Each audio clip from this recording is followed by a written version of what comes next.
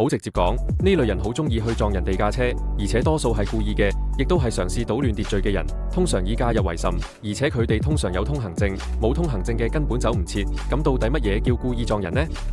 舉個例子，假設你係呢個人，好正常咁揸你部車，喺呢個時候，停係你右邊嗰架車突然間鏟埋嚟，但係因為你冇買通行證，所以剎唔切車，令到你被佢撞到被困喺障礙物之間，甚至俾佢壓入牆裏面之後跌出地圖外。而你嘅選擇一係再等10分鐘去重生部車，一係投票踢佢走。呢種人主打一個措手不及，喺你警覺性最低嘅時候撞埋去你度，隨時令你失去車轆、安全獎金，甚至令到你卡住，令人髮指。所以有一部分人會選擇喺唔同嘅伺服器全天候命等呢啲人加入，之後佢哋就會以最快速度全力阻止故意撞人嘅事發生，情形就好似戰爭咁。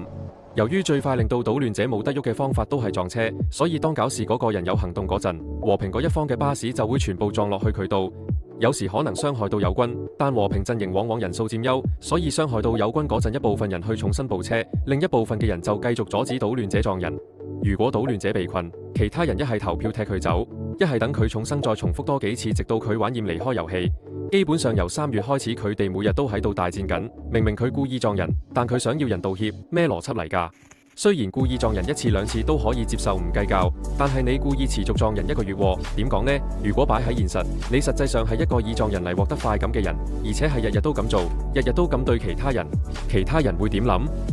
當然係。所以見到呢類人不斷加入，其他人心裏面都覺得應該永久禁止佢哋加入遊戲，好過每日都加入10幾次阻止佢去撞人。講真，